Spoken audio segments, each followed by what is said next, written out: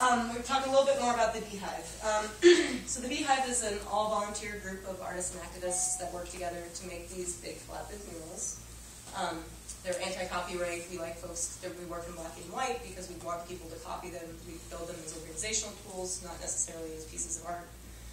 So if you see stuff that like resonates with the work that you do in this community and you want to use this, use it. Like, please, put it in newspapers, put it in your doctoral thesis, which has happened. Tattoo it on your body, whatever you want. The only things we ask are that you don't use it for commercial profit. Like, we're not making money off of it. We're asking other people not to make money off of it. And also that you send us a copy of what you make so that we can see how the work is living in the world. And yeah, there's a lot of other things I can tell you about the Beehive, but we're just going to explain a little bit about the process and then we'll probably come out. Probably one of the most important things about us is that we don't sit in our studios and pretend we know what we're doing and draw a story. We actively go out and talk to people to like figure out what's going on. We don't just read it from a book. We try to go to the impacted communities and ask respectfully about what's going on and ask permission to like draw this thing about their stories. So that's what we did for this poster. We went to southeastern United States. We were there for 4 months initially, going around talking to all sorts of different people. Minors, ex-minors, students, preachers, whole gamut of people. And we were really trying to root ourselves in the real physical reality of what this process looks like. So we're really trying to experience it in our bodies. And so after the first initial 4 months of going around and talking to all these folks, we did something that you all are probably pretty familiar with, which is sitting around in a circle and trying to make decisions. So we gathered all of this information, and we tried to start ordering it at making these really extensive lists, but then we also use a process called mind mapping. We just facilitated a mind mapping workshop with all these students at the high school, and it was crazy. So have you all seen one of these before? Maybe you used them when you were in school. We like them a lot because they're an associative thinking tool, so it's non-linear, right? So it's not like an outline where you have to like connect things logically. Like you can connect things that you are associating with it. Like, oh, this reminds me of that. And it's also visual, right? So we're not writing a paper, like we're actually starting to create a layout of content on a piece of paper. And this is what we do to get this. Like before this was drawings, this was a bunch of words written on a piece of paper. So before we started drawing, we knew what every square inch of this poster was going to talk about. We had the content coded into the landscape of the poster before we started crafting the visual narratives. And so then once we have it all mapped out, we take one of those sections and we start trying to figure out how to tell it in a picture. And we do that, like it's a back and forth process. There's no like clear beginning and end point with starting to draw. So we started making sketches while we were on the road. This is us commandeering someone's shed in West Virginia to start drawing. And then as soon as we had like real drafts together, we went back to the region and asked for people's input. A lot of our other graphics are based in Latin America, and it was a lot more challenging for us to do such a back and forth process, even though we did, but it looked a little bit different. But this is the first graphic we've ever done in the United States. So being in the U.S., we were like able to go back to these communities over the ensuing 3 years that this project then took and get people's feedback. And we'd be like, hey, we'd ask them very serious questions about the content, but then we'd be like, hey, is it okay that we drew as a cockroach? What do you think? Cockroach? Yes, no, that's great. Change it. And we'd be like, okay. And so that was actually the first time I toured in the Southwest. This was still a draft. And I was able to incorporate some of the stories of Black Mesa and the indigenous struggles out here. So in case I didn't go get to it earlier, folks are familiar with Out of Your Backpack Media, which is a native media group out of Flagstaff. They're represented here. We have we have some shout outs to organizations that are doing this work in this region as we met them. We got them in right before we went to press. So after we get a lot of feedback and we finally put pen and ink on paper. These are not the originals. This is a reproduction. We have many copies of these traveling around the world. We have banners from Colombia all the way up into Canada with folks who are doing this type of educational work. But the originals are pen and ink on paper. And once we print them and publish them, that's actually kind of when the life of the project really begins. It's kind of ridiculous to say that because we spend 3 years working on something. But then this is like a very important part of our work, taking it out in the world, getting art out of the gallery and into public spaces so that it can be used and not just this thing that you have to pay to go see. So we go to a bunch of different places. We go to mass mobilizations and conferences. We also do a lot of work with high schoolers. And we also go to colleges, and that's like how we fund this business, is we get honorariums from schools that pay us. So that's helpful. But this is the type of work that we really like to do. Come on in, friends. We're just getting started. Everyone's like, you're just getting started. We've been talking for 30 minutes. Anyways, so we're going to jump into the poster now and kind of take a look at some of these pictures. We're going to use this to show you details, so we're going to kind of be referencing both banner and slide projector so you can see it more clearly, but we'll use this to orient you on the page. But before we do that, you're good, okay. We wanted to just give you a basic orientation to the layout of the poster, so as we go along, you'll know what's going on. So as folks shared their stories with us, we decided to tell this in the format of a timeline. So when the poster is displayed like this, we have a historical timeline that starts way back in the past. And chapter 1 goes to about this hemlock tree. And this is looking at the stories of the land and the stories of the people who lived on this land before colonizers came over and changed stuff. So really trying to root us in the deep history of this place. The second chapter comes over here to this crazy power plant. And this is looking at the birth of the Industrial Revolution and this big moment in human history when we fundamentally changed the way we related to our landscape and our environment. Chapter 3 is this big section in the center, which is looking at the present-day context of both the larger energy system that's at play and also the very intimate reality of what's going on for folks in resource extraction communities in Appalachia. Chapter 4 is over here. This is the story of resistance. So this is trying to document all the ways people in the Southeast are fighting back against this system and trying to change it. And then chapter 5 is looking at resiliency and regeneration. So if this is like folks fighting against something, this is what people are fighting for. And like real life examples of what people are doing in the Southeast and other places to try to create an alternative to this mess in the center. We're not going to look at a lot of the imagery from this, which might make people sad, but instead we're going to kind of share some real life stories about what people have been doing over the past 6 months. So we're going to show you a lot of photos rather than cartoons. So, last trick. Last trick is that the poster also reads up and down, so that when you zoom up to the sky, you see this much more global picture of what's going on with energy and climate and those of us who don't live in extraction-based communities, this might be where we find ourselves in the story. But when you zoom down and you see all these luscious, beautiful plants, this is the grassroots. This is the most intimate stories of Appalachia that are here on the bottom. So it has a perspective from both ways. And that is that. And Harlan is going to get us started in our poster storytelling. We're going to start 300 million years ago in the past. Right here. Here we go. All right. So what is this crazy stuff that we pull on the ground and burn? It's made of dense carbon, and it was made during a period of time where our atmosphere was very different than it is today.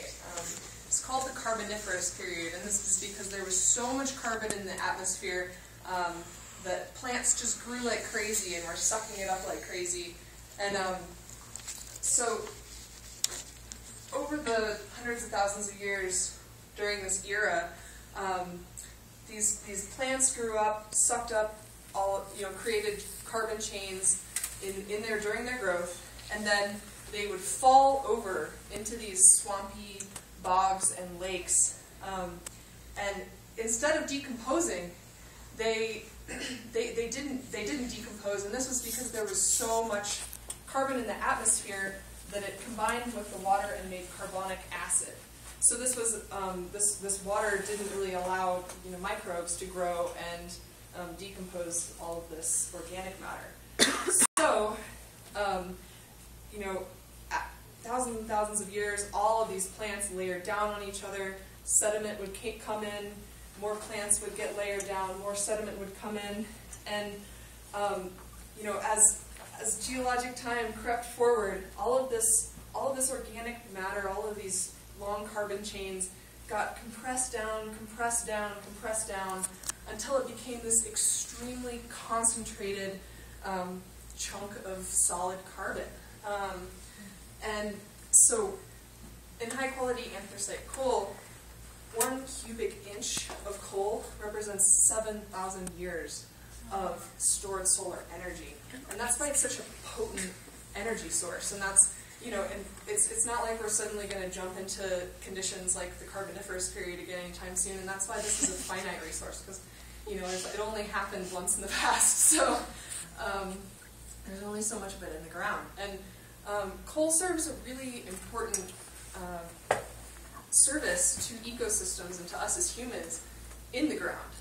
And it acts like a big Brita filter. You know, Brita filter is carbon, and it sucks all the impurities out of our water when we put it through it. Well, it acts like that in the ground, so it filters out toxins and traps it in there. And so when we pull it out of the ground and we burn it, we put all of those toxins that have been that have been filtered out of the water for thousands and millions of years, and we spew it up into our atmosphere. And you know, who wants to breathe that? So, Put it right next to the water anyway.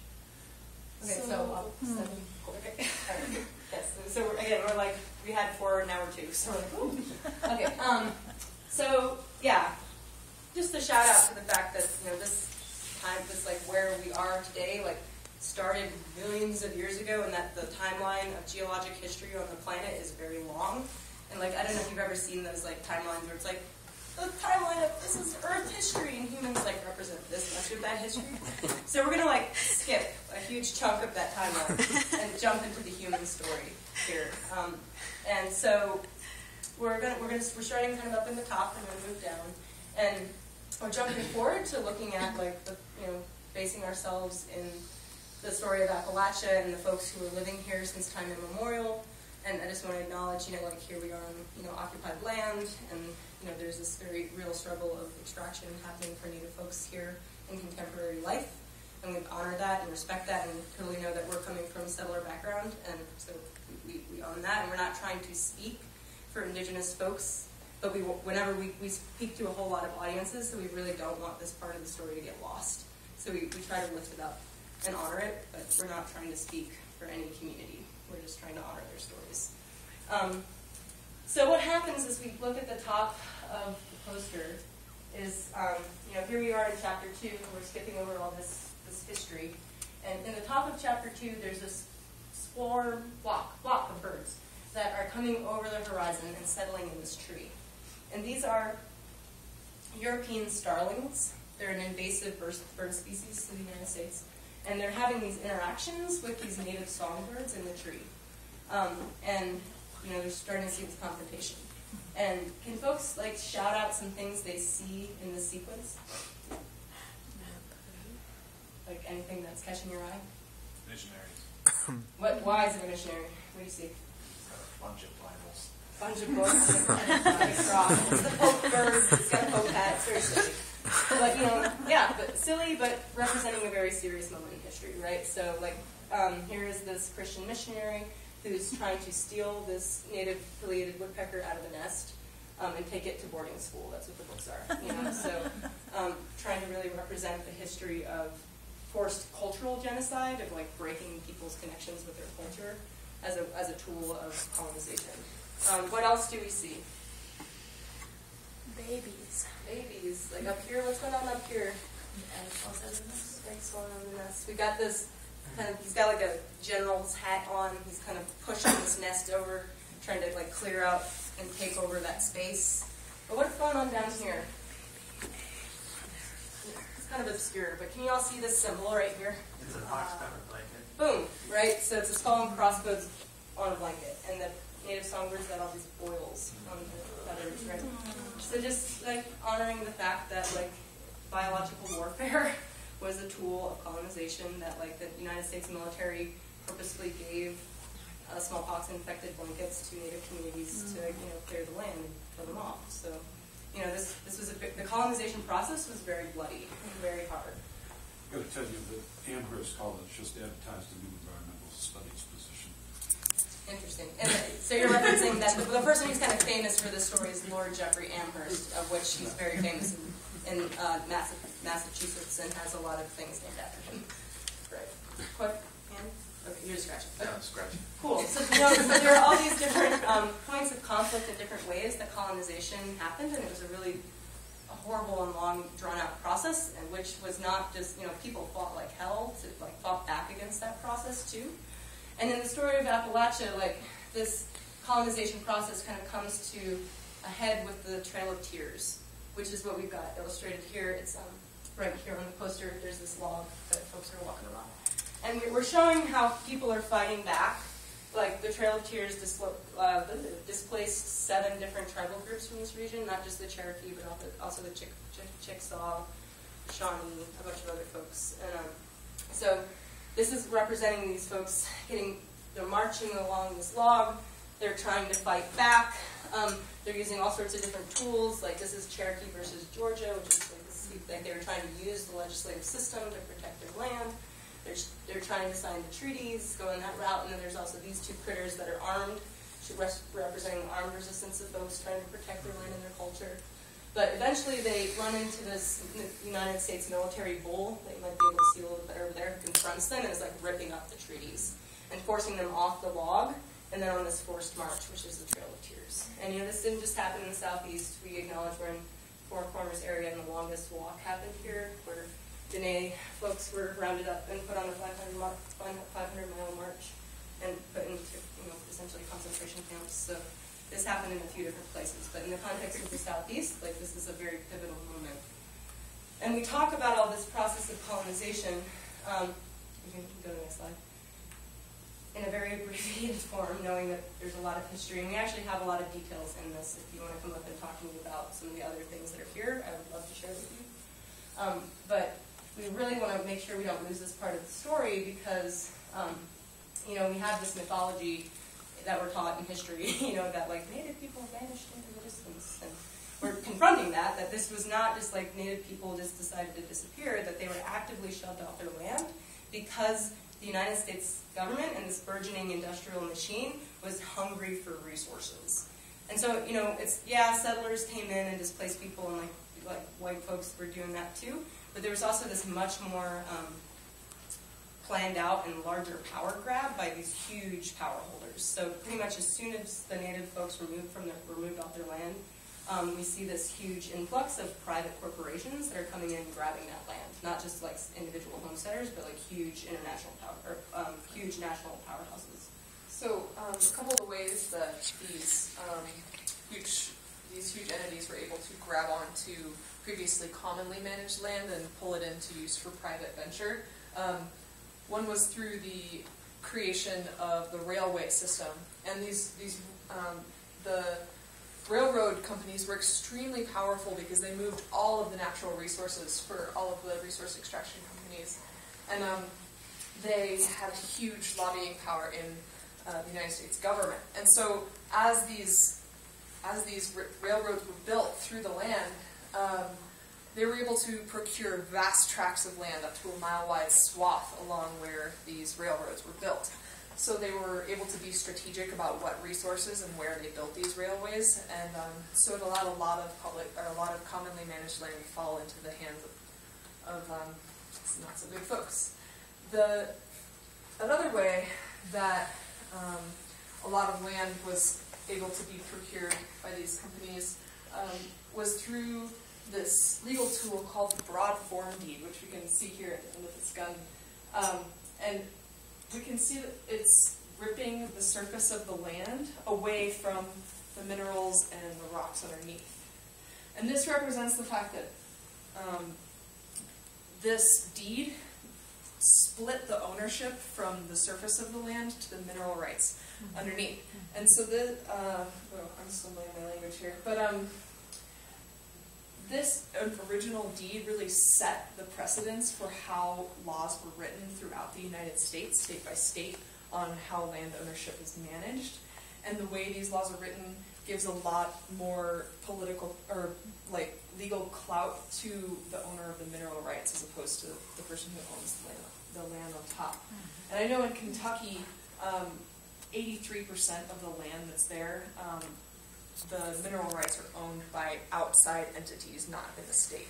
So this is a huge deal that allowed land grabs for private enterprise. And I just want to add a little thing. I know that this is like the history of the Southeast. A lot of this ended up in private land, and out west, we see a lot more in the hands of the state or the federal government, right? So it did shift as it moved west, but that's the context of the Southeast.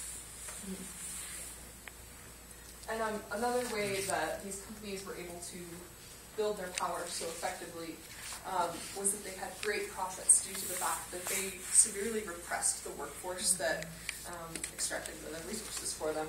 This is a coal company town, and this top house is the house of the coal baron. You can see all of these guns sticking out. This is the coal companies owned the law enforcement. They provided the monetary resources for all of the people with the guns. So they use this to strong-arm folks into continuing to stay in the system of repression. We can see this church here has a company flag sticking out of it. The company owned all of the social institutions, the churches, the schools in this town, and was able to control the rhetoric that was dispersed through these institutions. And also, this was a place where miners were under surveillance, and where people who were rabble-rousers or trying to organize folks to try and improve their living conditions were found out and blacklisted, meaning they were fired from their jobs. Their families would be put in a very hard financial situation because they couldn't get a job with the company, and oftentimes couldn't get a job with any other company at that point. They were also kept in economic privation due to being paid in company scrip as opposed to US dollars. So they could only spend their earnings at company stores where the goods were kept at highly elevated prices. Oftentimes at the end of the month when these miners would go to receive their paycheck, they would only be further and further in debt to the company. It was represented through these chains of debt holding the households under. You know, this is one of the Southeast. Somebody's going to remember this better than I. One of the largest massacres in the country took place in Colorado. Yeah, it's here. We'll come. And here we can see the railroad, hauling away these profits, hauling away these resources, and none of this profit really going to benefit or improve the quality of life of these workers. And also this happened across all sorts of different industries. Like it didn't just happen in coal. Like textile mills in the Northeast were operated this way. Copper towns in New Mexico and Arizona were operated this way. There's a really awesome. Sorry, I can't help myself. Sorry. Oh, go for it. There's this really awesome film called Salt of the Earth. With a few nods. If you want to connect with some of this history of New Mexico, I really recommend watching it. It's it's made. I think it was 1928. It's late 1920s, early 30s. It's early film, and it's about the history of I'm not sure what the right word is. Latino, Hispanic. Sorry, words. It's so hard. Hispanic. Folks in New Mexico who were working in these copper mines, who were working to fight through unions and change these working conditions, and it was one of the first movies that was ever blacklisted in Hollywood. So it was powerful stuff when it came out because it was being published when a lot of these fights were still very active, and it's just awesome. It's a really great film, so I suggest you all watch it. Yeah. I don't know what I did. We skipped the part. Whoa! Okay. Okay, I'm gonna. Here, how about you keep talking? Use the banner, and I'll fix this. That sounds good. Okay. What happened? Whoa! All right. So these miners are living under conditions of extreme repression. They can't stand up and say, we deserve better. They have no freedom of speech. They're working under extremely dangerous conditions, and being treated very poorly by their company. So they banded together and had a violent uprising to face the extreme repression that they were under. And has anyone here heard of the Battle of Blair Mountain? Yeah. Yeah. You want to tell us a little bit about it? You don't have to. But. I don't know much about it, but I was in West Virginia and we were like, we gotta find Blair Mountain because it says massive mountaintop removal. And yeah, you should follow that. Okay. Well, maybe I'll skip back just to give a little plug for Ludlow. So these striking when the miners began to strike to ask for concessions from their company, the company basically just started massacring the people. And so this was slowly burbling up, and there were numerous massacres in Colorado and out west that sort of radicalized people, and it kind of came to a head at the Battle of Blair Mountain, where over 10,000 miners amassed there, and this was before Facebook and Twitter, So over 10,000 miners, they hijacked trains, and these were veterans of World War I. So these guys were ready to throw down and overthrow, ready to overthrow this coal company that was oppressing them. And this came so close to being a revolution that the coal company had the National Guard called in, and this was the first time the United States government dropped bombs on its own citizens. What year was that? 1921. And Ludlow happened in like 1914. 1913, 1914, I can't remember. I think it was like, it bridged the year change. So it was many years of leading up to this moment. So, the miners ended up choosing to lay down their arms because they were facing the National Guard, which were all the buddies that they had just come out of the trenches from World War I. So the Battle of Blair Mountain was a loss. They got no concessions from the company that they were fighting. But it really brought people together and threw a lot of energy into this continuing struggle that eventually did come to some good. I want to put a plug in for the women of these struggles, because we were really at the forefront, right alongside the men.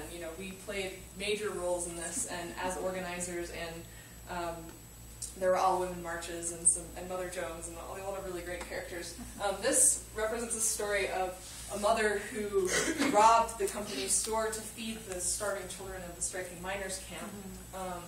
And one of my favorite stories right now is from Colorado. This girl, Amelia Milka Sublich, who was an 18-year-old girl, daughter of a coal miner. She helped organize miners' strikes and was very brave in the face of the violence perpetrated by the company thugs. At one point, she was drugged half a block by a man on horseback, one of these thugs, and days later was right out at the front lines again. So she became an extremely inspirational character for all these miners that are like, hey, if this young girl can go out and be brave in the face of this violence, then we can too. So women played a huge role in this. What was her name again? Amelia Milka Savlich. And so it did. We have a comment. Oh, yeah. There's a lot of great songs about some of these wars and revolutions. A lot of the newer age can be seen by David Rovick. There you go. Everything's in the poster. Everything's in the poster. Galore telegraphy. So go back. Yeah. Use your iPad. I'm sorry, guys. I'll keep adding. But one of the other really cool stories in this section is that this box is also hanging up a banner which says, "Which side are you on?" Which is a famous Union song that has gone all across the world, and more than coal miners, famous.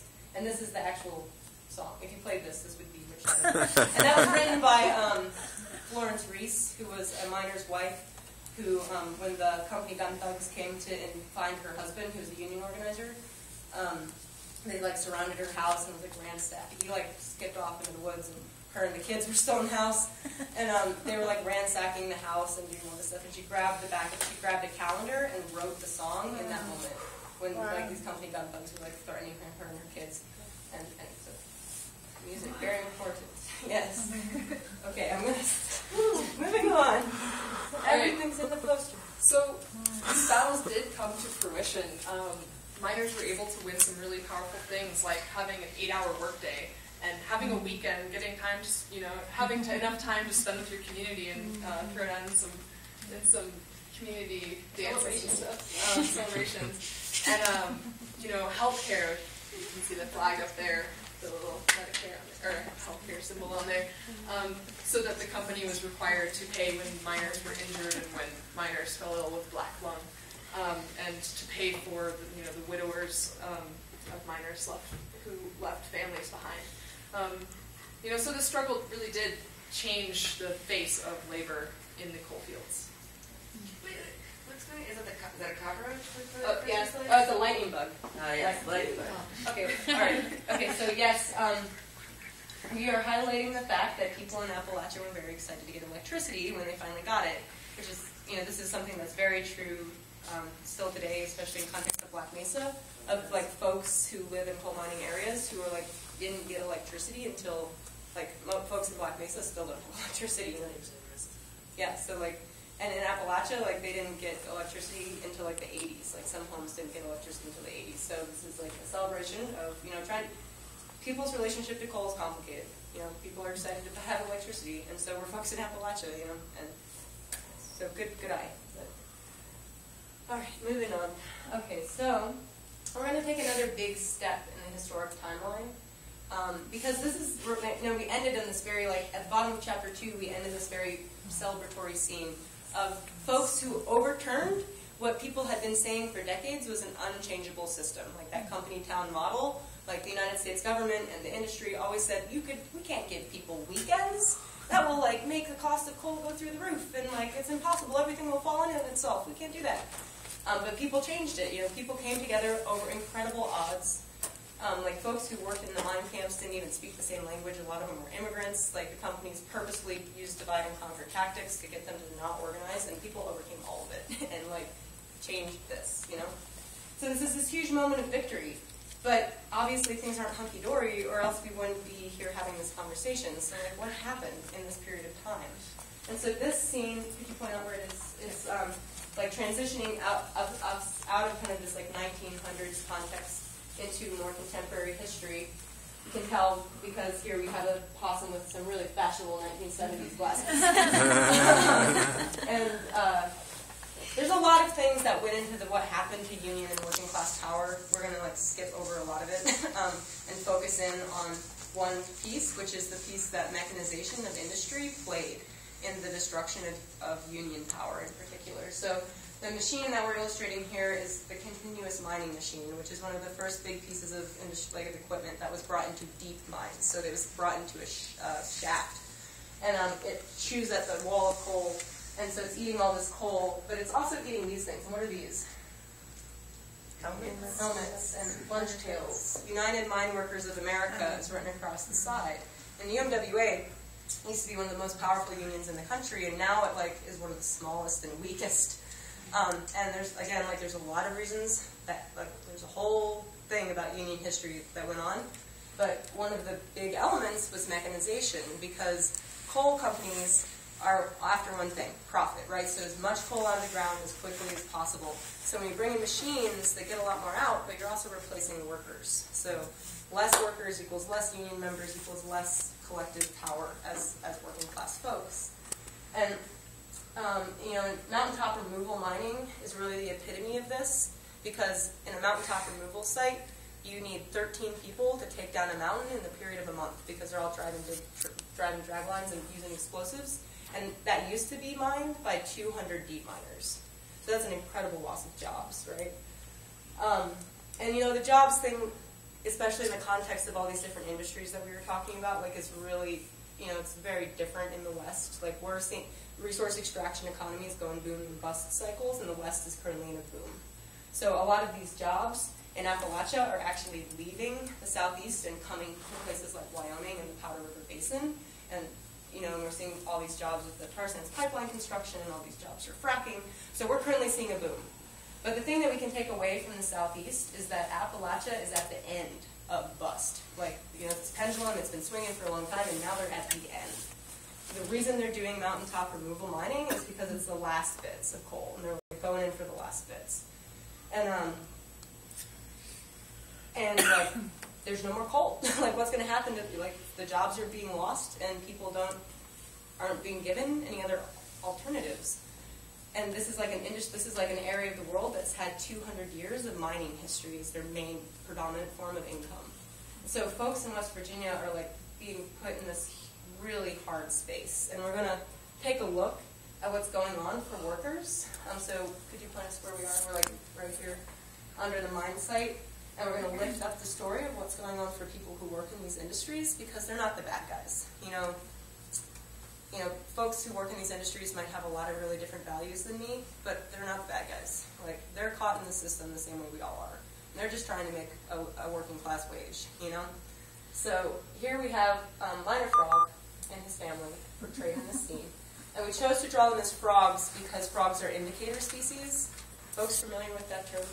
You know, it's okay. So it's just that. It's like a species in the ecosystem that tells you what's going on with the rest of the ecosystem. So frogs, because they're amphibians and their skin is permeable, they live in the water and on the land. Like if they're sick, they kind of show what they're like something is wrong in that larger ecosystem in which they live. And so we kind of found, like in our perspective, like if something is going wrong for workers, they're a really good indicator about what the health of this larger economic system that they exist in. And so here we have Miner Frog and his family, and they're stuck between these two different faces of the industry.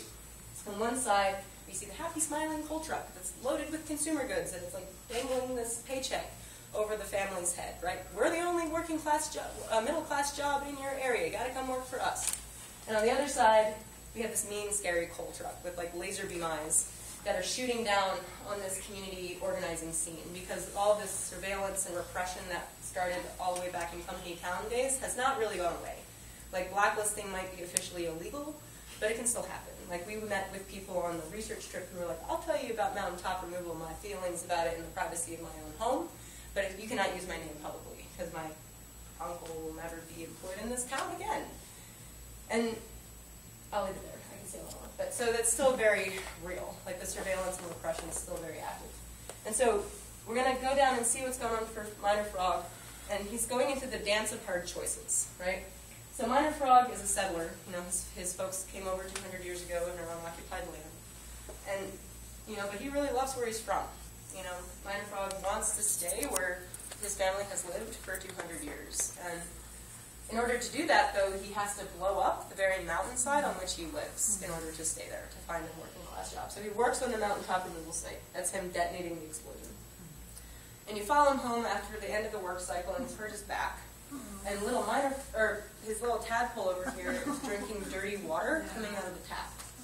And if we zoom out and look at this bigger scene, we see that, you know, what's going on is impacting the whole family, not just Miner Frog. So tadpole's got dirty water, and here's Mama growing tomatoes, and this is a real story that we experienced. We had bees who went to this family in this community in West Virginia named Printer, and a lot of people in Appalachia grow their own food, and we went out to the garden, and the tomatoes were coming up covered in an orange slime. That was all heavy metals, because it was like oozing out of the aquifer into the soil. And that's just like an example of how pervasive the pollution of some of these industries are. And like, if there's one thing that connects very clearly all the different processes that we just talked about, is water. You know, fracking, tar sands, coal processing. I don't know much about uranium processing, but I'm assuming that there is probably some water pollution. Like, you know, water pollution is what connects us all through these industries. And the pollution in the water has really serious health impacts. So Mama's got an incision on her abdomen, and this represents how in this one town, 98% of the population has had their gallbladder removed. And that's just gallbladders. You know, like if you look at the larger trends that are going on with cancer, with like brain lesions from heavy metal poisoning, or like 10-year-olds whose teeth like fall out of their gums because of heavy metal poisoning. The water is so toxic that's off-gassing, and like people pass out in their own homes. You know, so it's serious. People are really very sick. And so they go to the doctor, who we have drawn as this jackass, covered and we did that because he's covered with all these pharmaceutical labels. And there's a whole story there. I'm not going to get into it, but if you're curious about why you chose that, come and talk to me later. So here is Miner Frog forking over a lot of cash to the doctor for highly addictive painkillers like oxycodone. And meanwhile,